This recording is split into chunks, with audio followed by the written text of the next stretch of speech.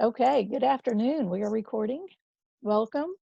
I'm Deborah Grenard. I'm here live with Reverend Dr. Anthusa Helena of Southern Florida. Welcome, Anthusa. Thank you. Anthusa is going to talk to us today about transforming our pain and suffering into the gifts that are here for our soul. And as she likes to say, there will be times of pain, but suffering is optional. So I love that quote from you, Anthusa. I'm going to read to you a little bit about, I'm going to read to you her bio, excuse me. And so you get to know a little bit about her. And even before I read the bio, though, I want to tell you, Anthusa was part of the While We Were Silent project. I don't know if you're familiar with that. It's a project that actually, I just got a note on Facebook today of a 2-year anniversary of one of the posts about the launching of that project. It was an interview series where we had recorded interviews with women who were survivors and thrivers of sexual trauma who have gone on to do just what Anthus is going to be talking about today. Take your pain, transform it from suffering into the gifts that are there for your soul so that you can help other people and help yourself along the way, of course. And so this was a project from women who had experienced sexual trauma, who had transformed their pain, done their own healing work, and each had different modalities to share with people on how to heal. And Thusa was a part of that. And her interview, if you have not caught it, now let me say the interview series was also turned into a book, which is available on Amazon. While We Were Silent, 12 experts share their stories of healing from sexual trauma. And her story is so powerful. And so just to listen to it and hear it and witness her transformation is empowering and healing in and of itself. She is a walking example of this, and it's beautiful what she's come through. She's got her personal experience, her personal journey. She's got a whole bunch of professional training and certifications, and she brings it all together in a way. She just brings a lot of pieces together. Like a lot of times you'll go here and get this piece, here and get this piece, here and get this piece. She brings a lot of pieces together and puts it together in a comprehensive way that it just rolls out the healing. I think her process is fabulous. And for that reason, her interview was one of my favorite. I don't want to like really name favorites of all of the interviews, but hers was definitely very close to the top, shall we say. All right. Now, her bio, Reverend Dr. Anthusa Helena is the founder and developer of Soul Light Integrative Medicine. This holistic medical approach addresses the entire being on physical, mental, emotional, energetic, and spiritual realms for healing and conscious awakening. Anthusa is both nationally board certified and state licensed mental health counselor. She's a massage therapist. She has a doctorate of divinity, specialized in spiritual and energy psychology. With 43 years of professional experience, Anthusa has facilitated thousands of private clients, groups, lectures, and workshops, and she has trained professionals in her field of integrative medicine. She has been on radio, television, and featured published writer, author. Soul Light's mission, her company Soul Light, the mission is to heal the illusion of separation and enter into unity consciousness by remembering the truth of who we really are, utilizing integrative medicine to bridge the gap between medicine and spirituality. And you can find more about her at her website, soullight.com. And if you know anything about me, just from reading that last paragraph there, you know why she and I hit it off so well and why our work really jives together. So with that, Anthusa, I know you have a lot for us today. Would you want to give us just a little bit about you before you go launch into your presentation? Uh, No pressure, no pressure. I don't know if you wanted to just tell us about, a little bit about your journey to get to where you are, your own personal experience, or is that going to be part of your presentation? it's probably going to be interwoven in Okay. the presentation, not a lot, but, your introduction pretty much covers, you know, what I'm all about. So I really thank you. In fact, listening to you, I go, "Oh, is that me?" It's almost amazing to hear, um, knowing where I started from and what I've been through, which is what I'm really wanting and desiring to help guide people and inspire people to avoid having to take so long and go through the not only the time, I don't want to say wasted because nothing's wasted, but also the financial expense to take me through my healing process from where I was to where I am now. And the presentation is about, it's so much simpler. I don't want you to, have to go through the pain and suffering or journey that I've gone through. However, everybody's journey is unique. Yes. Yes. And it takes whatever time it takes. So I'm not Exactly. trying It's to all, say, push people. I'm just saying, hey, I've spent probably the majority of my life. So yeah. Yeah. you don't have to do that. Yes. Yes. You're here to give us some tips and shortcuts to Yeah, avoid the pitfalls. hopefully. Right, right. And as you say, it's all in the perfection. We can go into self-judgment and beating ourselves up about why did I take so long and why didn't I do, why wasn't I smarter about this? And, why did it take me so long to wake up? It's perfect. It is what it is. That's part of my second to my last paragraph. Yes. Okay. Well, let me, I tell you what, I'm going to turn it over to you. I'm going to try one more time while you're talking to get us on Facebook. And if not, I'll post a link and invite the people there to join us. So I'm going to mute Oh, myself and let you have at it. thank you. Just tell me when to start. Is that a yes? Go. Go for it. Oh, go for it. Okay. Well, welcome and thank you so much for joining. Those of you that took the time out to be here today. I have so much to share, and I've been working on this presentation for quite a long time. 5 o'clock this morning, I was up and adding more things. So my tendency is to just want to share so much that I tend to overgive, so to speak. But I am watching the clock and asking Deborah to assist because the first half of my intention is to give you knowledge and information, and the second half is to give you actual experiential process of how we're going to be able to calm this area of stress and quicken our healing and awakening process. So with that, I'm going to start with Soul Light, which Deborah did introduce. That's SOLLITE. It's systems of light therapy that is light emerging to assist you to know the truth of who you are. So it is about healing and conscious awakening. Now, the main focus again is to heal the illusion of separation, and I will explain more about that as we move on. But first of all, healing and conscious awakening are reciprocal.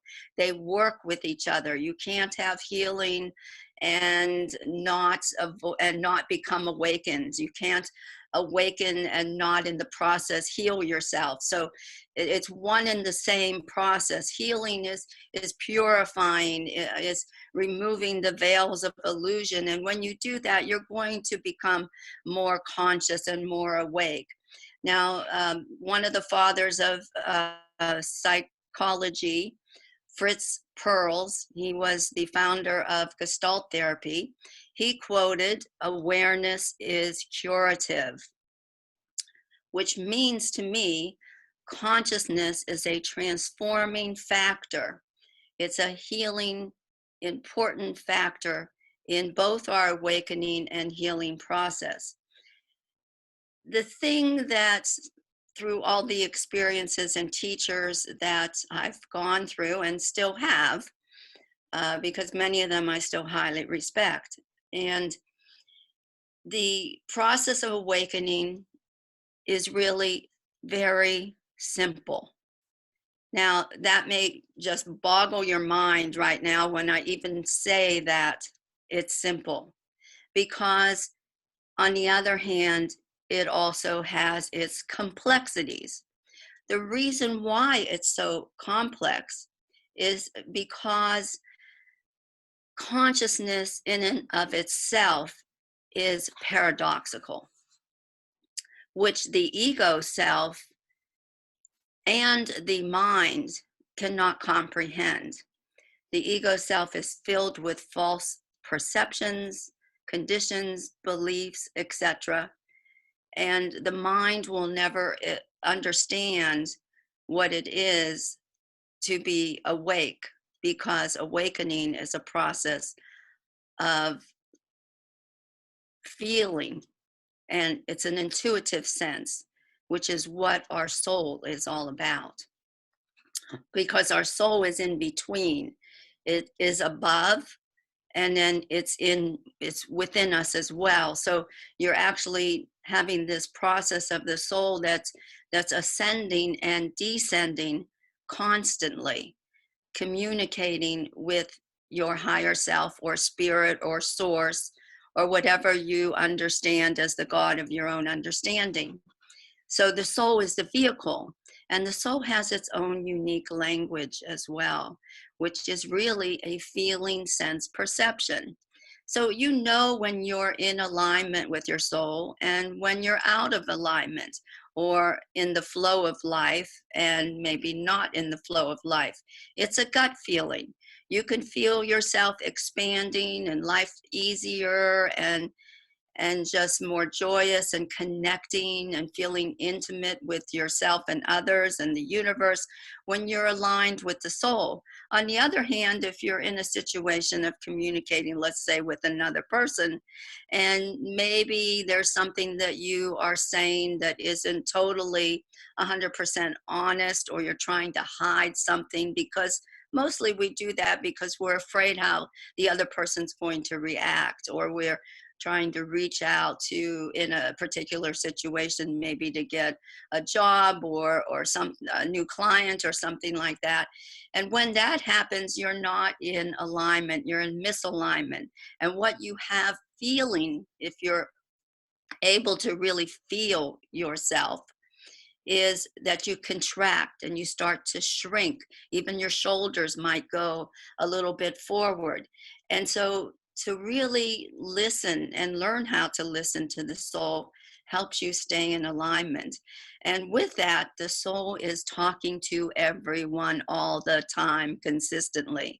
Some of us just get so disconnected due to a lot of reasons, especially those of us that have had some experience of trauma, whether it be sexual, verbal, uh, physical, or just the experience of life, for instance, right now is very traumatic on people.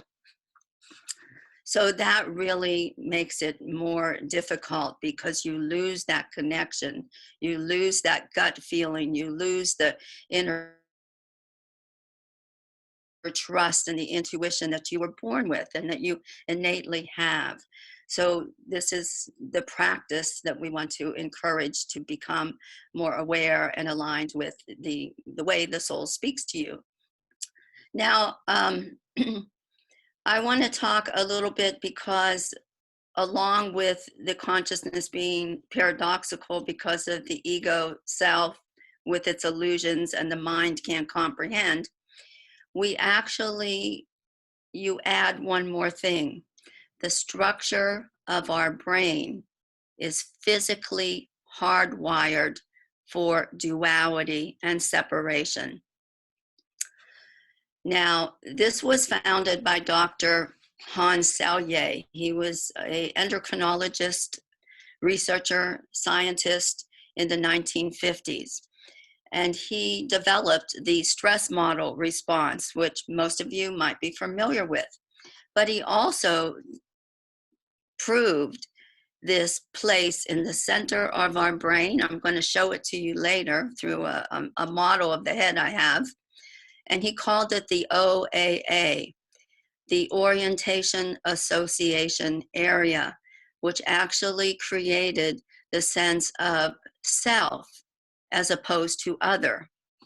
So when we're children, we are just united in one, everything's one. But around between ages 3 and 5 years old, we start to realize that there's an individual self.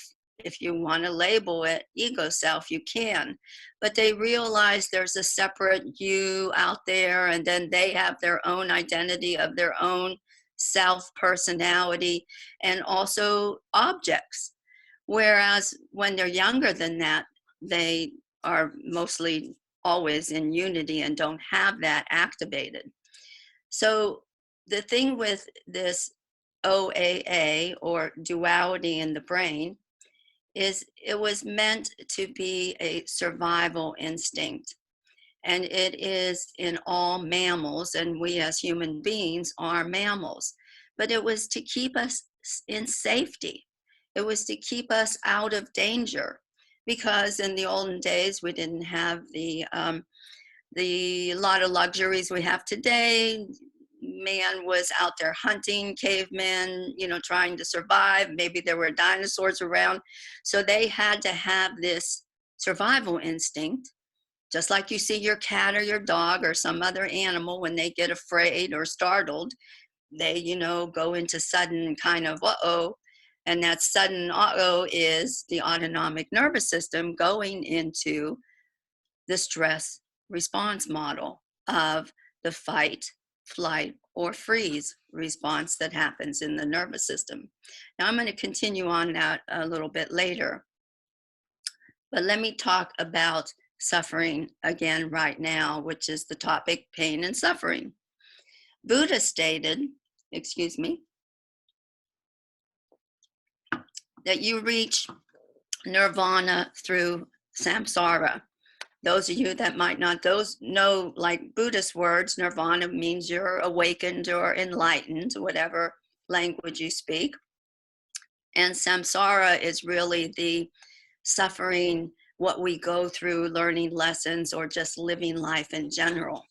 So he says nobody's going to get out of this incarnate life without some degree of suffering.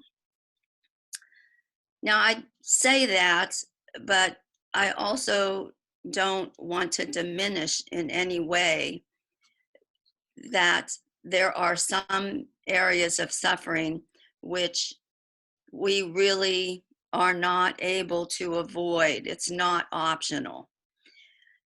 Like what's happening right now, the pandemic, the economic despair and distress people are going through, starvation, displacement of people from their homes, and maybe even famine, the food supply in many areas of the world.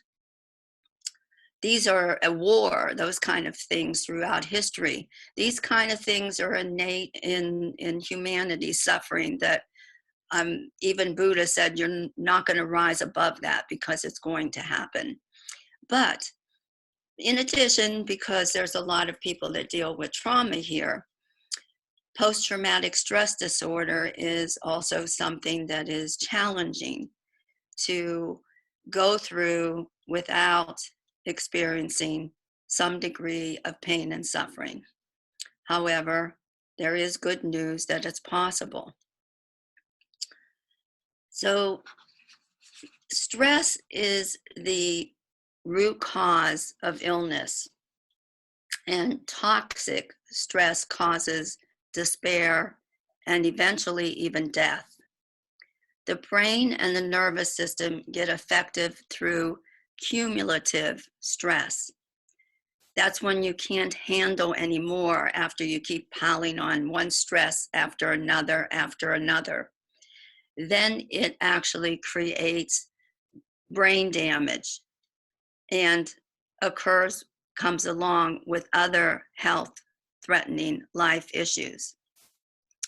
When chronic stress comes to this level of cumulative, it becomes chronic. And that usually is where we are with post-traumatic stress disorder. Much of this is due to the effects of trauma, but the brain is plastic. So it can be revived and rewired. This in psychology is known as neuroplasticity. So let's talk about well, back to some trauma first. I know that possibly some of the audience is healing from abuse, whether it be childhood or later on, whether it be sexual, violent, emotional. So I don't want to diminish that at all by any means. Everybody has their own story, their experiences. Some are more intense than others, and it does create an experience, especially if it's been in childhood or early on, and how you view the world. And it does take a while to be able to go through that journey and to find the healing. But there are many modalities out there. Many of the people that co-authored the book and that are on the private group page, and also, of course, Deborah herself. We all offer different modalities. Now, again, the journey is individual. So, you may not want to do what some person's offering. It's like I talked about. I was a yoga teacher a long time ago, and if you go to a yoga class, you might love yoga, but maybe you don't connect with that particular style of yoga or that teacher. So you try another teacher and another style. And so not all modalities is going to work for each individual person, because we are unique and it is your journey. So when you find what works for you, go for it. And this is part of listening to your inner wisdom or your inner physician, as I will talk about a little bit more as well. Going back to sources of pain and suffering, and the inner and outer conflict. And what are they? They're coming from conditioned patterns and habits, belief systems we've acquired from the trauma, the emotional effects of these belief systems and thoughts. It also comes from collective mass consciousness, the realm of the entire human psyche, which a lot of us are being affected from right now, especially people that are in the healing field and are healers. You need to again go inside and listen to your inner wisdom, because sometimes what you're feeling and what you're going through is not yours. You're tuning into the collective mass. So that's why it's so important to really listen to your own inner soul, your heart, your intuition. Also, another area is ancestral lineage and cultural lineage. We pick up conditioned patterns and thoughts and beliefs just by our traditions and what's passed down through generation to generation through our ancestry. One of the other most important things is, especially for people with trauma, but I think it covers all people, is the narrative of your own personal story. We need to, at some point in time, stop that repetitive story, because we are so much more than this. So these are the things that we want to work through to help us heal and awaken. I have an added fact here, which kind of shocked me as I was doing some research this morning. Beliefs and conditioned patterns. We have 60,000 to 80,000 thoughts per day, 2,500 to 3,300 thoughts per hour. All these thought forms contain energy beliefs inside with imprints within ourselves. And they all have an emotional reaction attached to each thought. Now, that's pretty overwhelming facts. The good news is pain, whether it be body, mind, spirit, emotional, energetic, is an important signal. It's attempting to get your attention and give you a message. It is a gift. It's an opportunity to grow, learn whatever lesson you need to learn, move beyond it, and consciously awaken. So you're having spiritual growth. More good news is that 90% to 95% of our suffering is optional. That's a huge percentage. Optional in the sense that there is a misalignment with reality.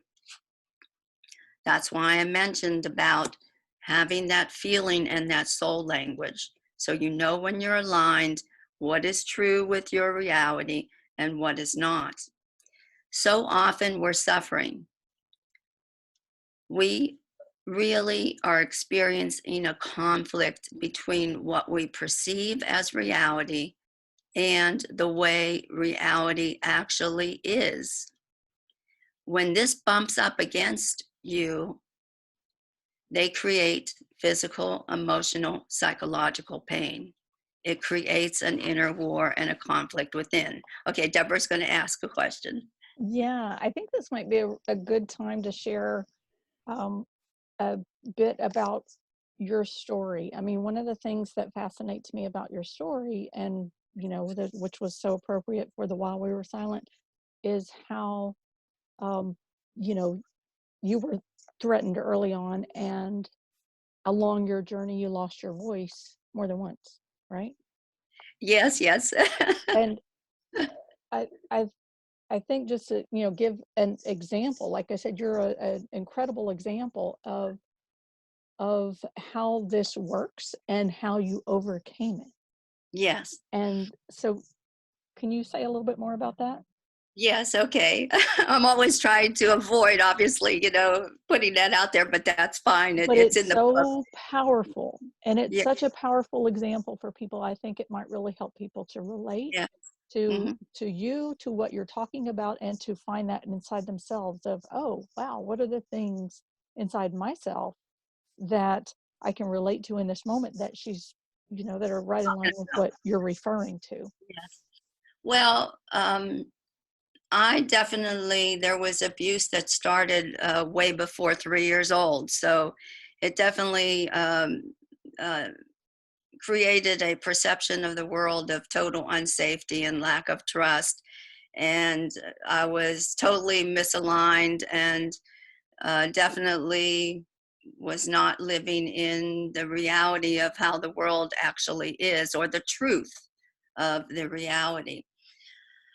Um, I think that one of the things I said in the book, that what happened because it was such an early age for me, and we're talking about a near death experience of abuse where I actually had been in a situation where the person that was violating me or abusing me physically had already gotten to the point where I passed out. And I'm a very small child. Um, so I was already unconscious.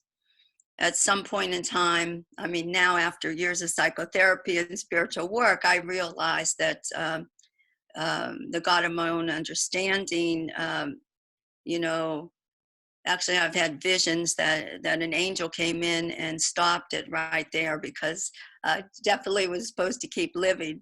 Excuse me. So my biggest thing at that time, which again I didn't realize a lot of it until later in life, was I spiritually disconnected at that moment in time because of the instinctual survival mode that I'm talking about. I was in danger. My life was in danger. I was dying, and there was no safety net because I'm little and this other person is big. So um, anyway, I started to realize that this was all truth instead of not. A lot of people that have been abused, especially when they're young, um, hide it so much. It's hidden so much that when it actually comes out, like you start having flashbacks or something or memories, um, you deny it, or I denied it right away because I thought, oh no, that didn't happen to me. But it was held within my cellular memory, and so I denied it for a very long time, even though it was brought to my attention in my 30s, and um, I started working on myself at that time in psychotherapy, and the way it came up for me was through a craniosacral therapy session. I was working for Dr. John Upledger at his head trauma and spinal cord rehab center at the time. And every once in a while, he would take a weekend, and the employees would work on each other, and he over saw the work.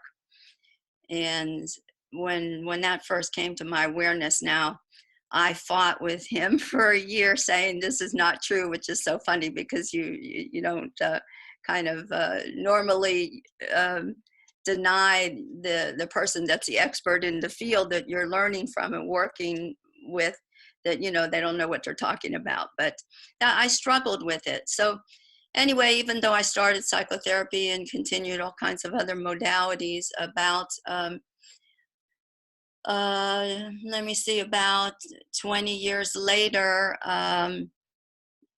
I developed vocal cord cancer, and lost the ability to speak. And that's why this book, while we were silent, was so important for me when I heard Deborah was doing the project, because even though I knew about it, and I accepted it at some point, and I was in therapy and on my spiritual journey in many different ways, um, there was still this lack of confidence, and there were things that I wouldn't talk about, or I never really had a voice to really express myself fully. There was just so much conditioned beliefs and traumas that I'm talking about. There were layers upon layers that needed to be, brought to the light, brought to consciousness, purified, worked on. And going through the healing process of the vocal cord cancer was just one of the other avenues for me to be able to regain my voice, and to continue actually to follow another different spiritual path, which has led me into what I believe even more wisdom and knowledge and understanding, which I'm going to share some of that with you today. So is that good? Y- yes, yes. You know, I thank you for sharing that first. Thank you. And I don't want you to share anything that, that you're not comfortable with sharing. I do think it helps people to understand where you're coming from. And I know there's more to the story. Maybe it will come up later. I'm not going to push you on it. But, Oh, about the losing the voice and that, which I think was, um, uh, well, you're welcome to remind me. I'm just. okay. Okay, we'll see. I'll let you keep going with it, because I really do appreciate everything that you are sharing. And just I know there's specifics in your story about being told not to speak, Oh, that and part. and Yes. then losing your voice, and Yeah. and just and then your healing process with getting your voice back after you were told specifically do not speak, and then lost your voice. And so Yes. to Okay. Well, me, I that got a was different. what was like really in line with what you were just talking about, and So, that is a lot about how we're wired and how things work and how yes. they play out.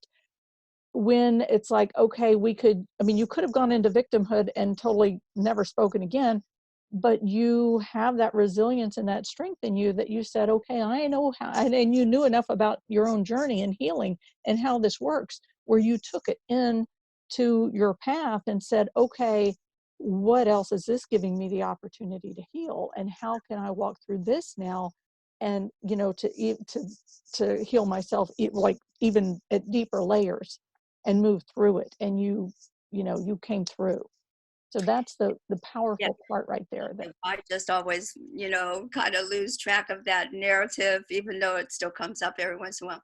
So thank you for bringing that out. Yes, like I said, I had learned this through cranial sacral therapy, became aware of it, started psychotherapy, working on myself, and at some point in time, let's say maybe about 10 years later or somewhere around there, I decided to approach. Um, Approach. It wasn't the perpetrator because the perpetrator was not living anymore, but approach um, their companion and say that this is what happened. I know it happened. Let's heal this. Let's talk about this. I had about a what did I say, about a 20-minute conversation where I laid this out and presented it to this person, and basically they told me never to speak about it again and never to tell anybody about excuse me, yes, I get emotional, never to tell anybody else, especially anybody in my family, any relatives, about what I had just shared to them. Now they were very aware that it was true, and I believe that their fear was not only within themselves, but also I believe that they were trying to protect other members as well too, from any harm. And I understand that.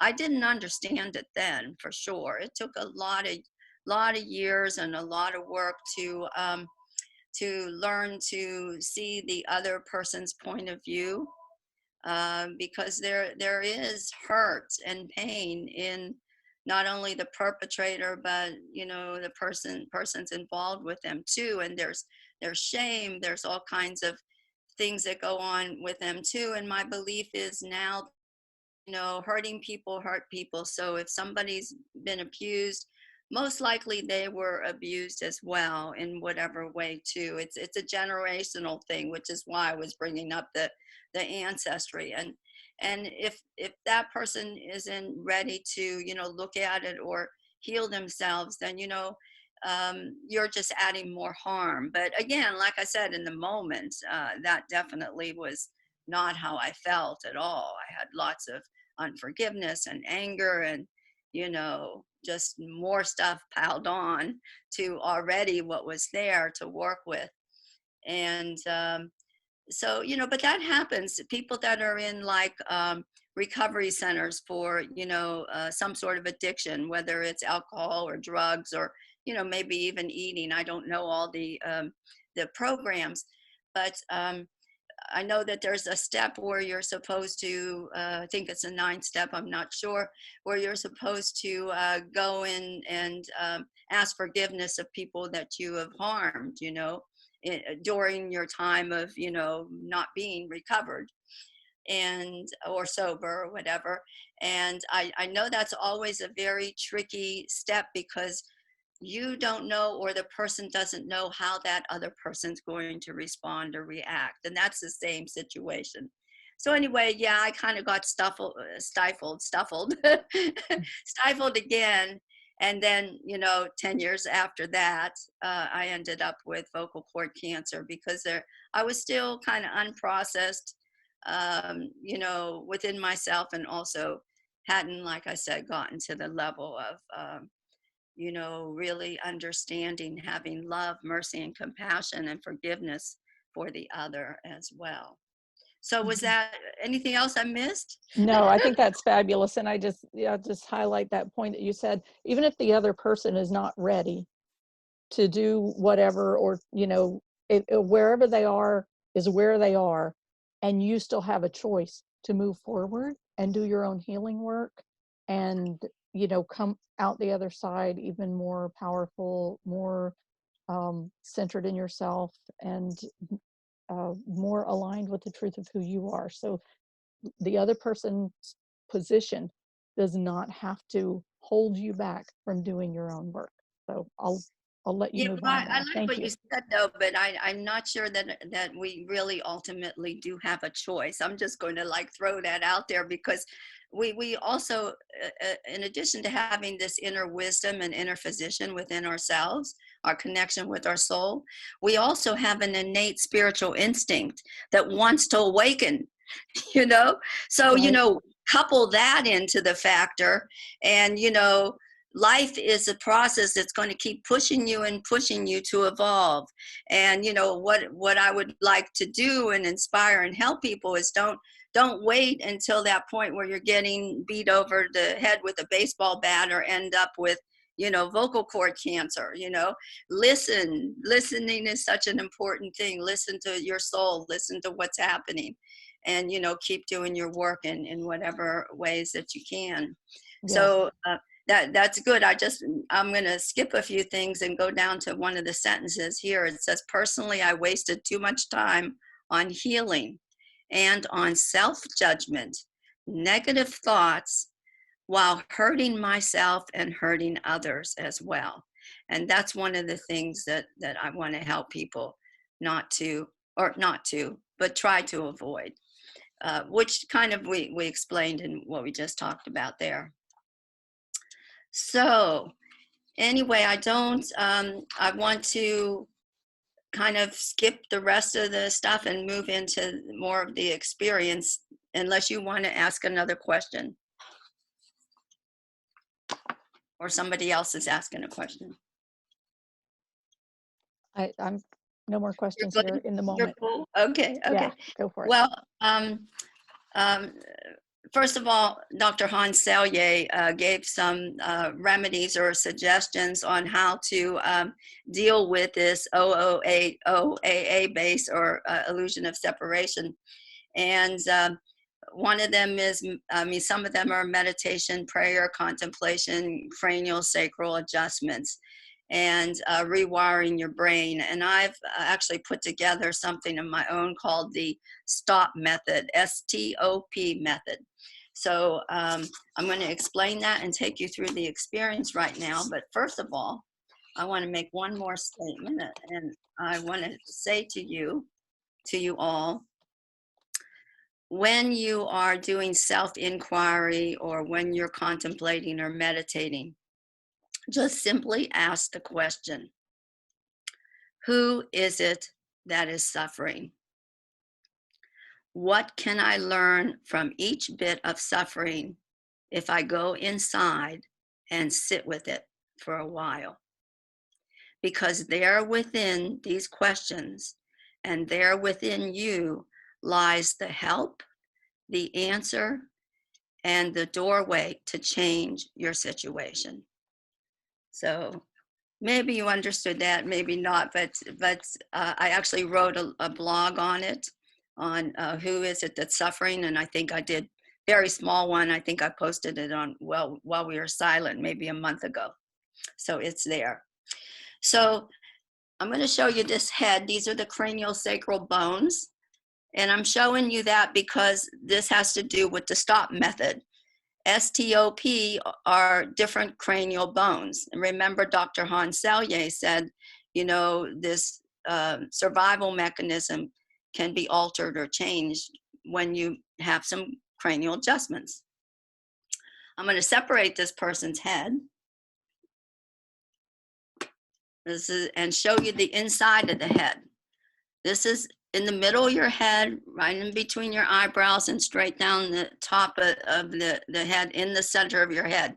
That is the place we're talking about, the place of separation.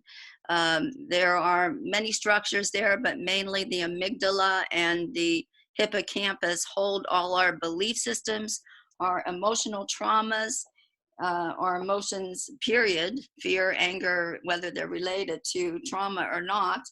And it's also where we get triggered with the fight or flight area of our brain. So let me put Mr. Head back together. So that center that I took the head apart, it holds its actual joint in the middle of the head, It holds the top of the head together and the bottom of the head together, and it's called the sphenobasilar joint. That's the S in the stop method. Now the T is the temporal bones, and that's, everybody knows the temporal bones. It's right by the little indentation by your eye, but I'm showing you there in brown, those are your temporal bones. The next one is the O in stop is the occiput. This is the base of the head. This hole here is your foramen magnum, where your whole nervous system travels down your spine, and it's the communication network of your brain to your body and your energetic field as well. And then the parietals are the top of the head here, this great big dome on the top of your head, like the crown. So I have a whole uh, video on the awareness in the brain on my YouTube channel. I think I actually did that interview with you. So that explains the bones and the center of the head more. But what I want you to think about when we go into this meditation exercise is to like open up your head, open up the top of your head, like lift it up, open up the base of your head, let it drop down, open up the temporal so the sides of your head is expanding. So you're actually making space physically for you to actually get into that center of your head, the sphenoid place. And this is all imaginary. And it's possible. So, you know, we're just energy beings anyway. So the next step in the stop method is one of them is active, the other one is passive. And you can bring them, you can do one before the other, whatever you like. The passive part is the meditation steps. The active part is when I'm bringing in the divine qualities of light and sound codes that are actually linked to this brain center that I'll explain to you. And meaning that it's active, because if you say these quality names, which I will say them for you as we go through the experience, if you say them out loud, it works on your physical level. If you whisper them, it works on your emotional and energetic level. If you say them to yourself silently, it's working on your soul level. That's actually a medical Qigong technique. I will explain the qualities first because I've only picked 3. On Nur, N-U-R, is actually the original light. So we're bringing in light to the head. Al-Jami, J-A-M-I, is the gatherer. And it actually brings the 2 hemispheres of the brain together, right and left hemisphere. So now we'll see what we're doing is bringing unity and kind of overriding that duality. The last one is Alim, A-L-I-M. It's the all-knowing. It actually opens up that third eye area and it unites the mind with the heart. So those are the 3 that I've chosen.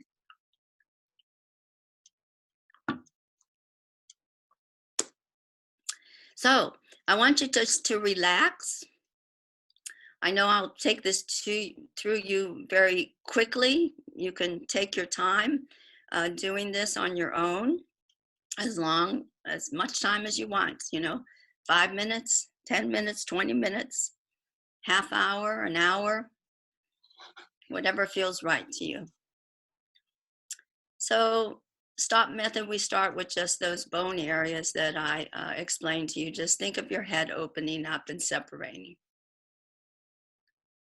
Think of that place in the middle of your head that I showed you, that joint, where the OAA is and where all your belief systems, conditioned habits, emotions, and traumas are stored.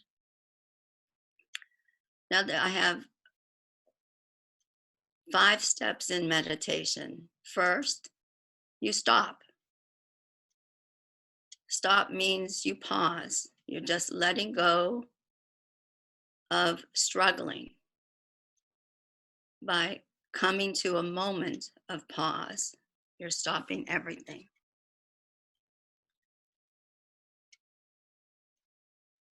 Next, you breathe 3 full body inhalations and exhalations. When you breathe, totally fill up your breath to the lower abdomen, lower pubic bone, all the way up to your head. Fill your body side to side, expand your chest front and back. Fill up your body as though it's a balloon with air, with life, with spirit. And then when you exhale, you contract it all. So it's a natural process of nature to expand and contract. And when you do 3 full body inhalations and exhalations, it helps give the signal to your brain and to your body that it's time to just relax, releasing and letting go.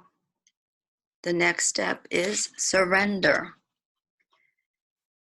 By surrender, I mean let everything be just the way it is, your inner and outer environment. Whatever experience you're having, if you have thoughts come up, emotions come up, let it be. They will go away, they will change. If you have noise in your environment, let it be. Let it be part of your experience. That also will go and change because change is constant. Next step is let go. Let go of any holding, any avoiding the process, any grasping to try to reach a goal or to do something. Let go of muscle tension, of emotions, of thoughts. Allow them to be there, but just don't invite them in for tea. So let go of trying to figure anything out. The last step is abide. Abide meaning rest in the recognition of awareness, of consciousness. Have that feeling, sense, perception of who you are. And abide in what that opens you up to. Because the more you stop, breathe, surrender, let go, and abide, something will open up, a doorway will open. You will take a journey layer by layer, step by step, and just allow everything to be as it is along the way.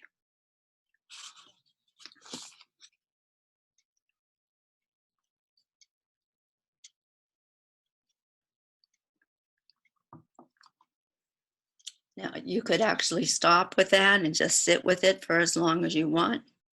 And again, the active process of bringing in the healing light and sounds can be reversed with the passive meditation. You can try either way to see what you like the most and just switch it around on a daily basis if you want. But now I'm going to bring in the qualities for you. I will just say them a few times so you can experience the resonance, vibration, and frequency. First, Anor, the original light. And also remember, Om is the original sound.